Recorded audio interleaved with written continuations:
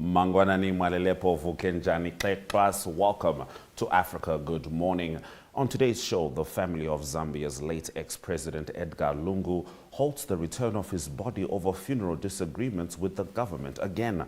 In Rwanda, opposition leader Victoire Ingabire faces a potential treason case. We also follow Belgium's reckoning with its colonial past in Congo and examine the controversial rise of for-profit aid contractors in conflict zones. Our special economic focus features the Commonwealth Business Summit currently happening in Namibia, its first edition ever held outside London. Plus your South Africa report with Arrie Hougaard. Catch the show on DStv 285, GOtv 25, oneup2.com and NTV Africa on YouTube. My name is Ashwin Berry. Top stories shortly. Taking flight has never been easier.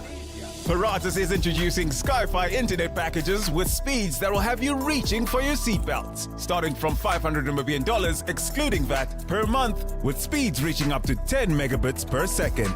There's even a prepaid option where you can top up your Sky-Fi internet for just $15 million per gigabyte. No contracts, no fuss. Visit your nearest Privatized branch to find out more. Or go to Privatized.africa/Namibia to sign up online. Always prepared, Privatized.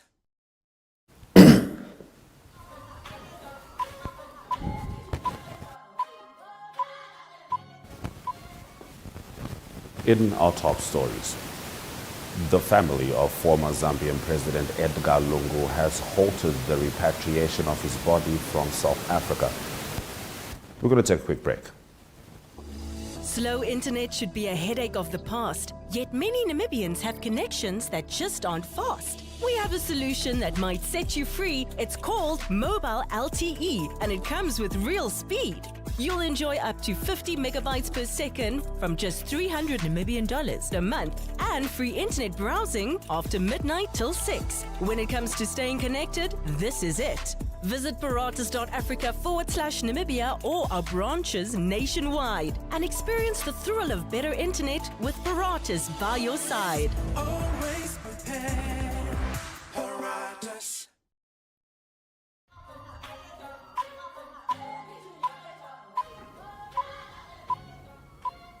Apologies for that slight disruption. Let's get into it. The family of former Zambian President Edgar Lungu has halted the repatriation of his body from South Africa, citing breaches of funeral agreements by the government. Initially, Lungu's remains were scheduled to arrive in Lusaka on a private charter for a state funeral on 22 June. However, family spokesperson Makebi Zulu announced the plan was suspended due to a lack of consultation and deviation from agreed arrangements, including the premature release of a funeral program. The move has reignited tensions between the family and President Hakainde Hichilema's administration. Lungu's family insists he had requested that Hichilema not attend his funeral, though this was reportedly resolved in a later deal. This marks the second delay in repatriation, with the opposition Patriotic Front backing the family's decision and accusing the government of politicizing the process. Here is a clip from Grindstone Media's stream of family lawyer Makebi Zulu speaking on this matter yesterday. The family has noted with regret that there have been attempts to subvert the spirit of the agreement that the family and the government got into by engagement into the following on the part of the government. On the 16th of June 2025, a statement to the public was released by Road Development Agency stating that they would be carrying out repair works of the road from Crossroads 7 kilometers onwards. As the public may know, this is a road that leads to Chifwema, the official residence of the former president. It is also part of the program and agreement that at all times the body would be moving from Chifwema to Mulungushi Conference Center for purposes of body viewing, the state funeral, as well as the burial service on the 23rd. However, the notice from RDA put it across that the road would be under maintenance. When this was brought to our attention, we advised the Secretary to the Cabinet that we're uncomfortable with these works as they tended to go against the agreement that we had. When this was brought to their attention, the said works were suspended until further notice. However, on the 17th of June 2025, the Secretary to the Cabinet issued a statement restricting people from receiving or at least witnessing the arrival of the remains of the former president. This notice was issued without consultation with the family, and further, no opportunity whatsoever was given to the family to indicate whom they wished to invite, if at all the attendance was by invitation, nor were they given any chance to say anything as regards the said invitation. When the Secretary to the Cabinet was engaged, he only stated that there were security concerns, which concerns still have not been stated to the family. Following that statement, the next thing was that there was a program for the arrival of the body at Kenneth Kaunda International Airport. This program suggested that upon arrival at Kenneth Kaunda International Airport, the body would be taken to a designated place for a church service, and thereafter it would be received by President Hakainde Hichilema at the airport. This position was not an agreed position with the family, and the program was made without consultation with the family. When this matter was made known to the Secretary to the Cabinet, he stated that the same was released in error and was a draft, and as such should not have been released. Before long, yet another statement, which they termed a combined program, was released, which essentially contained the same, but further went to suggest that on Thursday, the 19th of June 2025, President Hakainde Hichilema would lead the body viewing at Mulungushi International Conference Center. This program as well was arrived at without consultation with the family. For this reason and many more, the family finds it very difficult to believe that the government will stick to their end of the agreement, and have resolved, sadly so, that the mortal remains of President Edgar Chagwa Lungu will not return home today. We'll give you more details on that as they come. Rwandan opposition leader Victoire Ingabire has been summoned to appear in court today. Amid speculation, she may face treason charges. The summons follows a judge's query during a trial involving 9 accused of attempting to overthrow the government through non-violent means. Prosecutors claim the group was linked to Ingabire's unregistered Dalfa Umurinzi party and allegedly received her support. The accused also organized Ingabire Day, marking her time in prison. The judge questioned why Ingabire had not been charged, prompting the order for her appearance. Ingabire, who spent 8 years in prison after a 2010 conviction she denies, believes the charges will mirror those faced by her political allies, spreading rumors and seeking regime change. Her international legal team suspects she was targeted in past threats by President Kagame, despite being barred from the 2024 election and under travel restrictions. Ingabire maintains her commitment to peaceful democratic activism in Rwanda. Moving on. Belgian prosecutors are seeking to prosecute 92-year-old former diplomat Etienne Davignon for his alleged role in the 1961 killing of Congolese independence hero Patrice Lumumba. Davignon stands accused of involvement in Lumumba's unlawful detention, transfer, and degrading treatment before his assassination. Lumumba, Congo's first prime minister, was executed with Belgian and US backing after a secessionist crisis erupted post-independence. His body was dissolved in acid, though a gold-crowned tooth was later recovered and returned to surviving. Of 10 Belgians accused of complicity, denies wrongdoing. Lumumba's daughter welcomed the prosecutor's move, saying it brings them closer to the truth. The magistrate will decide by January 2026 whether Davignon faces trial. The 2001 Belgian parliamentary inquiry had already acknowledged the country's moral responsibility, and the government government issued an apology in 2002. Lumumba's brutal killing, culminating in torture, murder and destruction of his remains, remains one of the darkest legacies of Belgium's colonial history in Congo. And a new trend in global aid has sparked alarm among humanitarian groups. Private for-profit contractors, often led by ex-US intelligence and military figures, are now delivering aid in war-torn regions like Sudan and Gaza.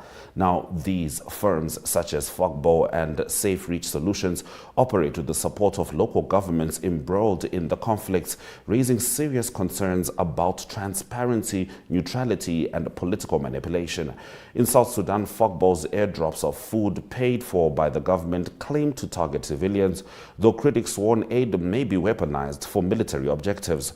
In Gaza, Safe Reach Solutions is helping distribute aid in alignment with Israel's strategic aims, bypassing traditional UN-led efforts. Humanitarian agencies, including Oxfam and the World Food Programme, warn this militarized model blurs lines between relief and coercion, putting lives at risk.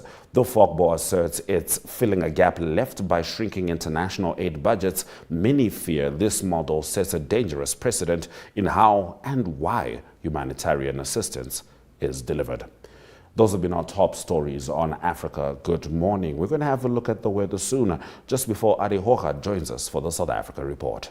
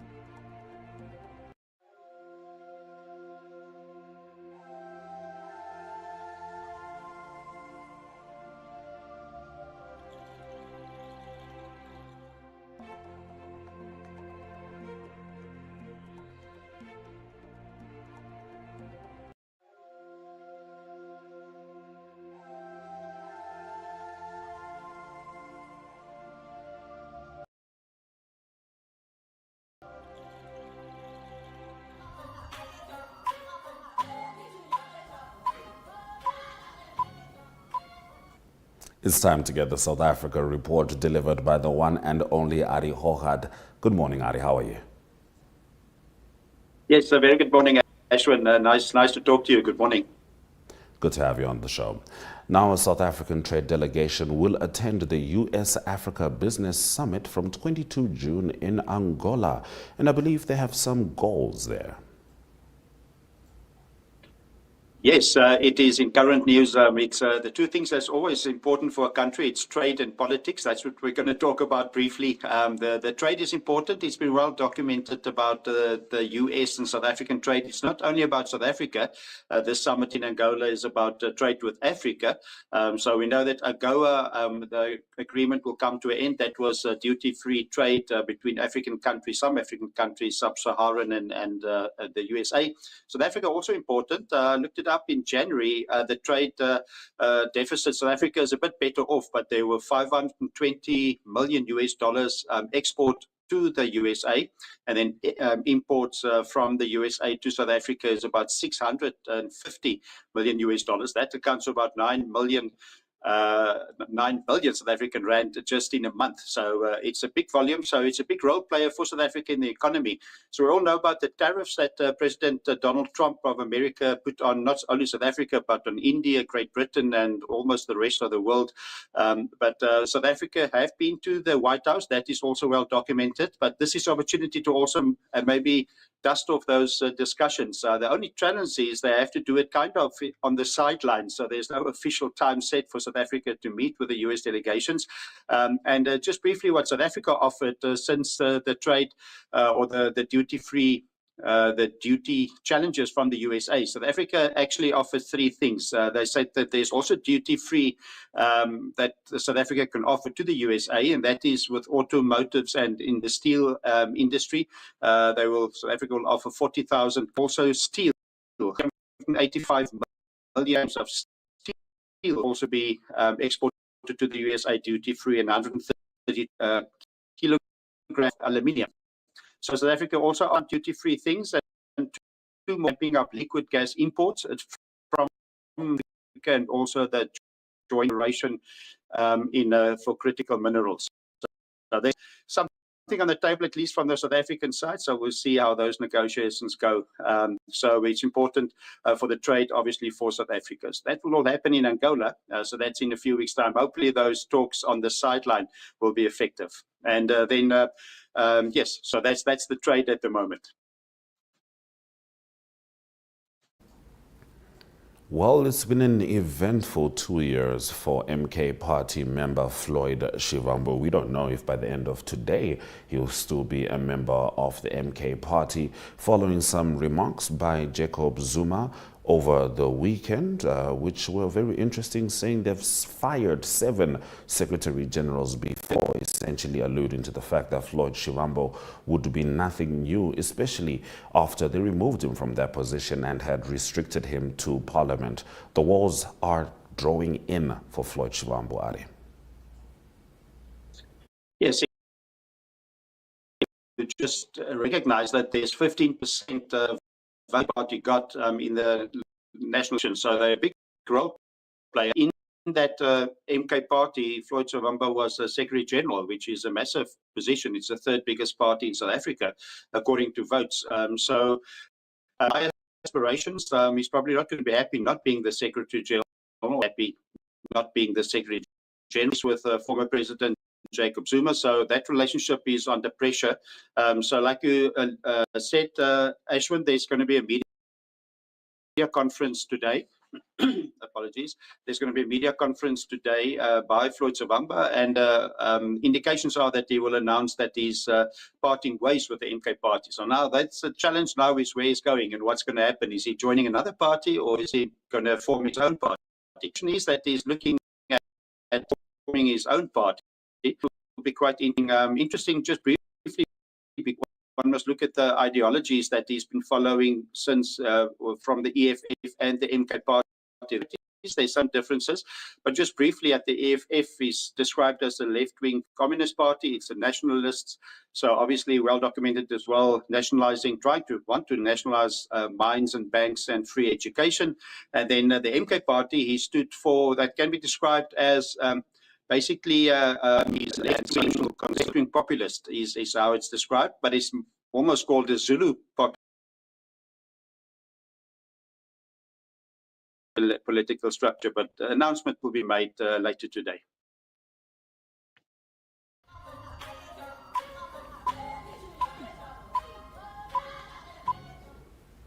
All right, Arrie, we're going to need to keep your sports news a little short. However, it is a colossal announcement. South Africa hopes to host a Formula One Grand Prix in the near future. It's actually a point in Cape Town. So 150 million spent by Kailami, and everybody's hoping to get a Grand Prix for South Africa for the first time since 1993. So that is Kailami, but it was way back 1993. So all the improvements mostly have to do with safety. They changed quite a bit from 1993 to 2025, and also to host more spectators. So hopefully South Africa can be on the calendar for Formula One in the near future.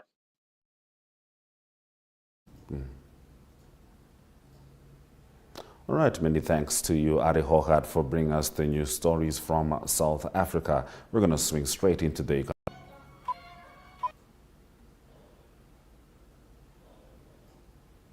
All right, getting into our economic news stories.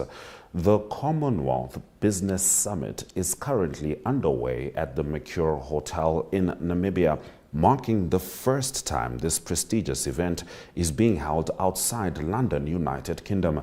The summit brings together leaders from across the Commonwealth to explore trade, investment and innovation opportunities, positioning Namibia as the key player in global economic dialogue. International making history together by attending this inaugural Commonwealth Business Summit, being convened alongside the 2025 Commonwealth Trade Ministers meeting. I am informed that it is the first time ever that the meeting of the Commonwealth Ministers of Trade is being held not only outside London, but outside the United Kingdom. Therefore, with a sense of pride, government and people of the Republic of Namibia, I warmly welcome you all, particularly those who come from afar, first to Namibia and to Windhoek in particular. And secondly, to the first Commonwealth Business Summit. I also give a special welcome to our Secretary General, Dr. Shelley Victoire,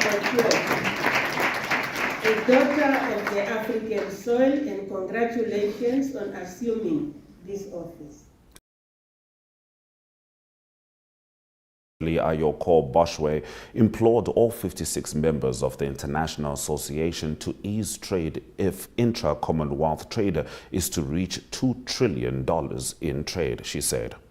This is a platform for action, and you, the business leaders, investors, and entrepreneurs are at the center of it. The Commonwealth is a living system. It must be the network of trust, the driver of opportunity, and the home for ambition. Where global trade stumbles, we must lead. Where others close doors, we must open them. When others speak of risk, we must speak of possibility. Our goal of $2 trillion United States dollars in intra-Commonwealth trade by 2030 is ambitious but can be achieved. To reach it, we need to build confidence. We need to break down barriers and bring new actors into the conversation. At the Trade Ministers meeting, we will challenge our leaders to expedite their ambitious industrialization agendas in order to expand consumer markets across the Commonwealth. That is the pathway to our shared prosperity.